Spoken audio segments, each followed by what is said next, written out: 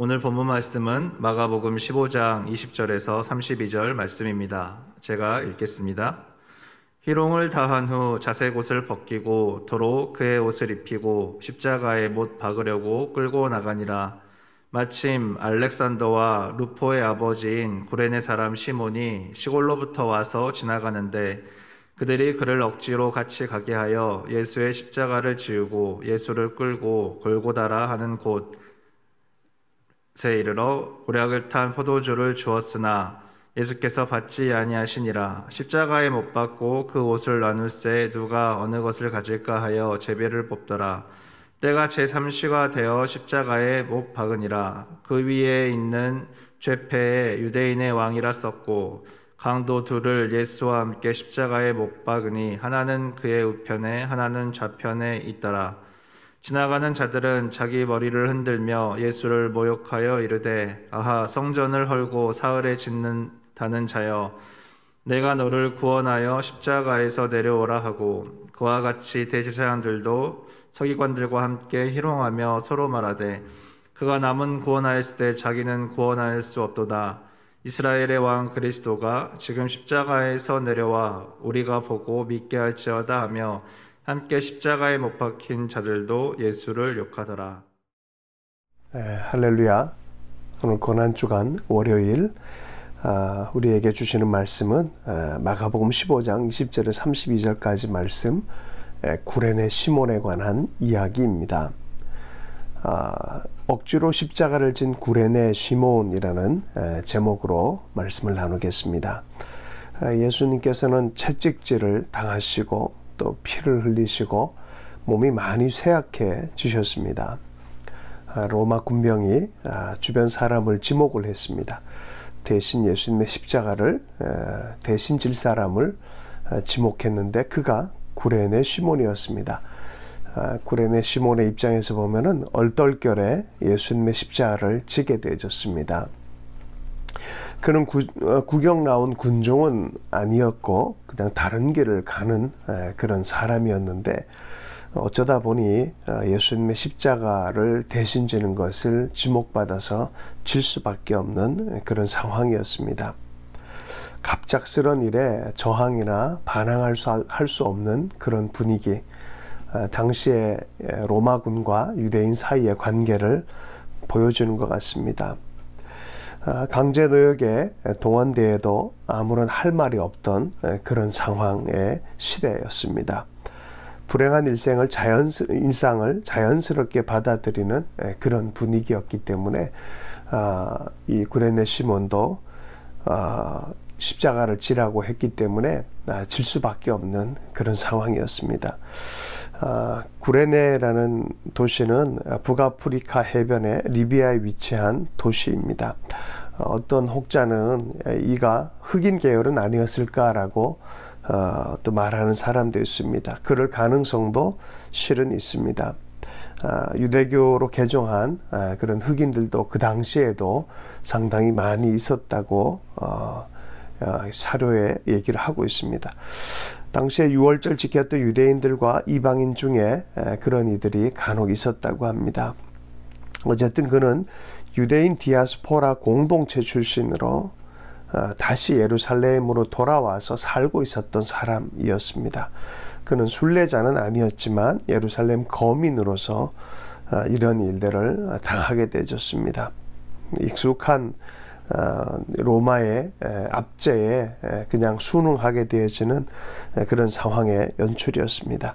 마가복음에서 보면은 그가 마지막에는 그리스도인이 되었다는 사실을 보여줍니다.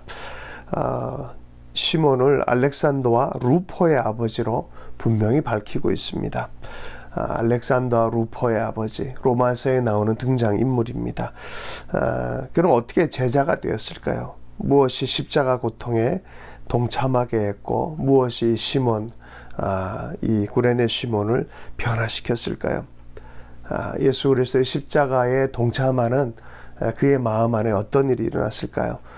십자가 사건은 1세기에 굉장히 참혹한 사형의 도구였습니다.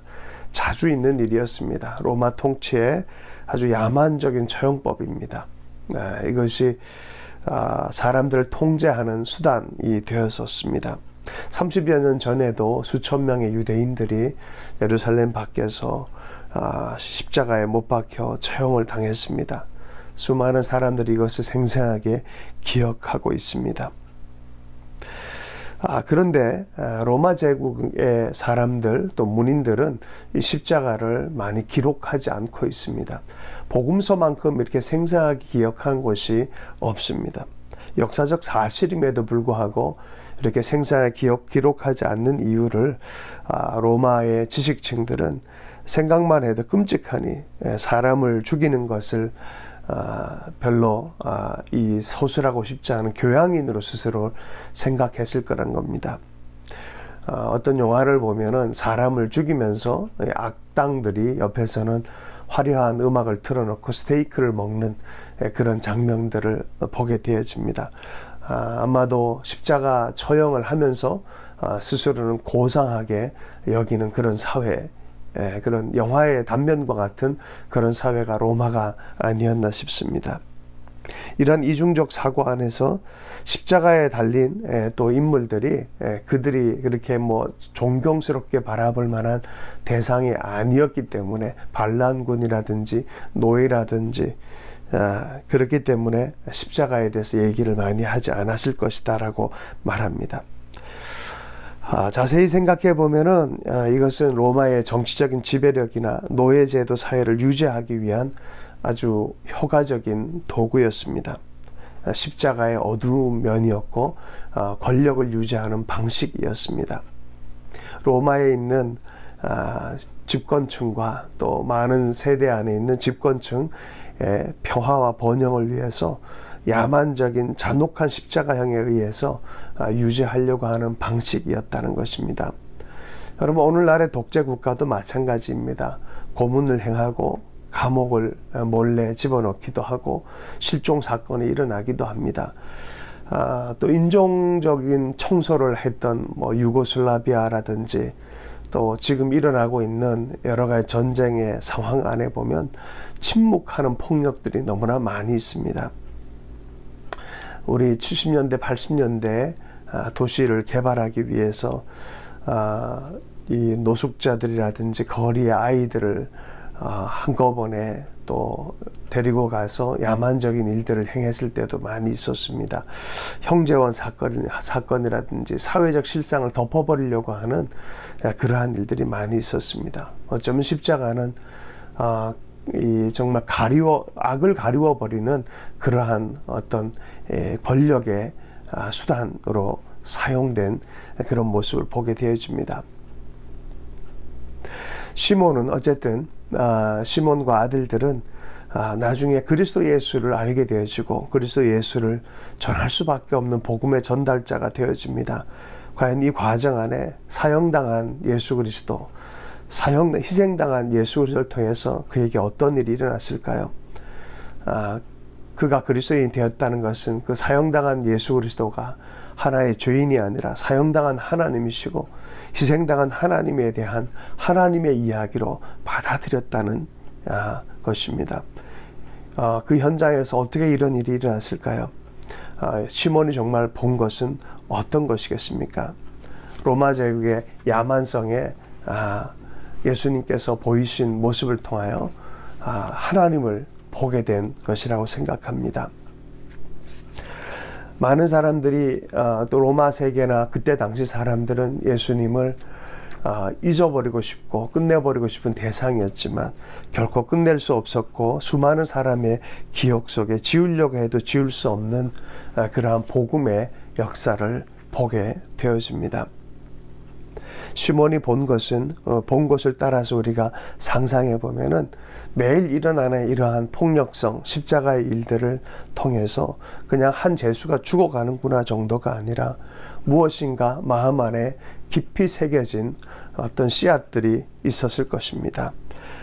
당시에 정말 어쩔 수 없이 도적대를 행할 수밖에 없는 그런 가난한 삶들, 가난하고 찌들었는데 또다시 또 수탈당하고 또 침탈당하는 모습 안에서 정말 혁명가처럼 그렇게 살아가려고 하는 사람들도 꽤 많이 있었을 것입니다.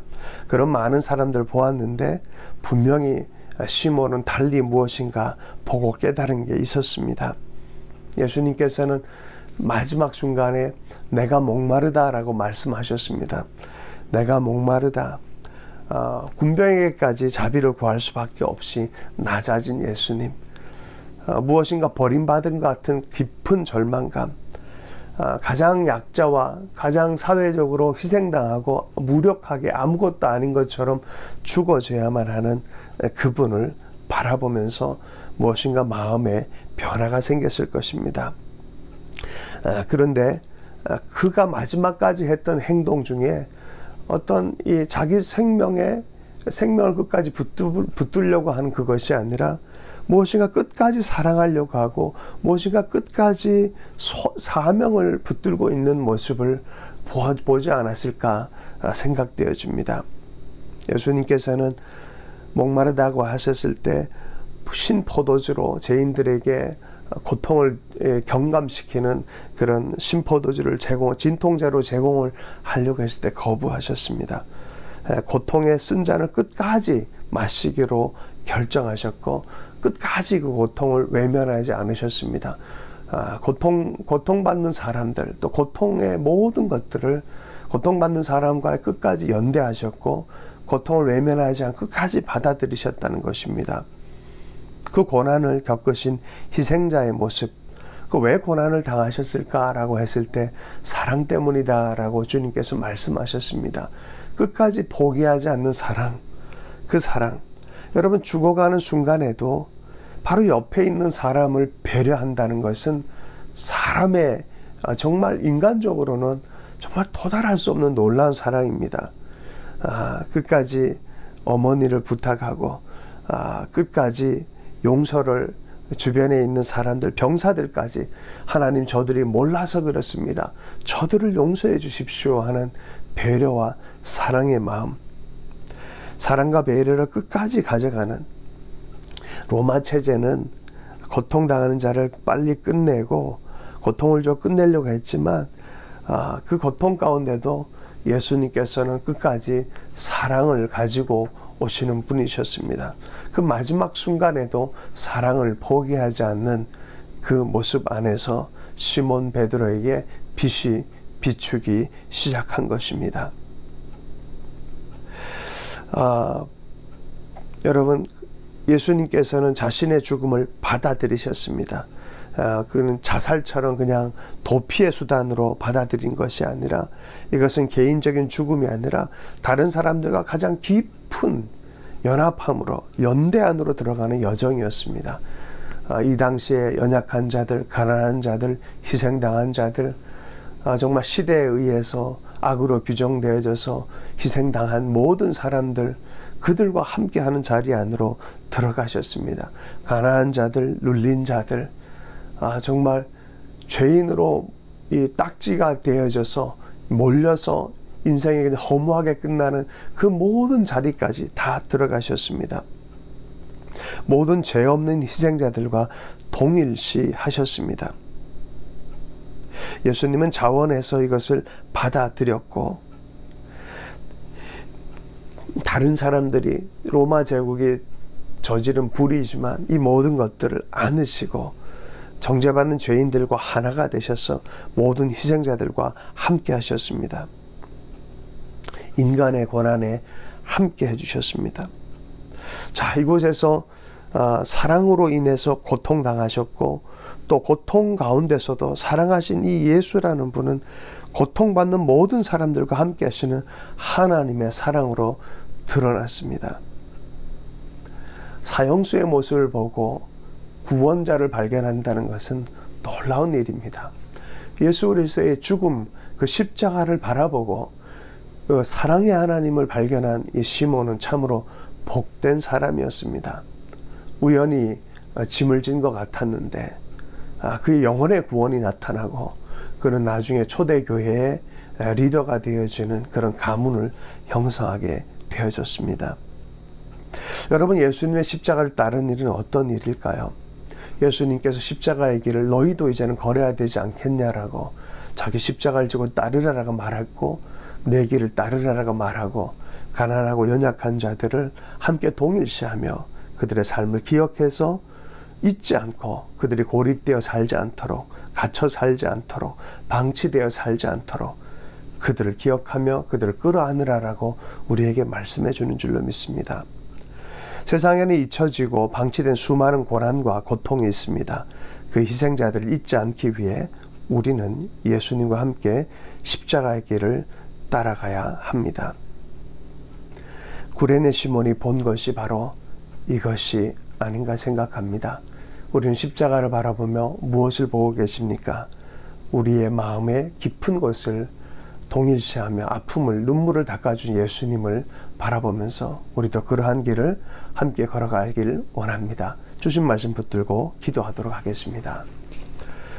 하나님 아버지, 오늘 구레네 시몬을 통해서 하나님의 놀라운 사랑을 하나님 생각해 봅니다. 끝까지 사랑하시고 모든 것을 쏟아내시며 끝까지 하나님의 소명의 길을 걸었던 것처럼 우리의 삶도 우리가 걸어갈 수 있도록 은혜 허락하여 주시옵소서. 이 아침에 주의 이름 부르며 기도하는 하나님의 사랑 가운데 무한히 하나님 우리에게 주시는 그 사랑의 하나님 폭포수 안으로 들어갈 수 있도록 은혜 허락하여 주시옵소서. 예수님을 축복하며 기도했습니다.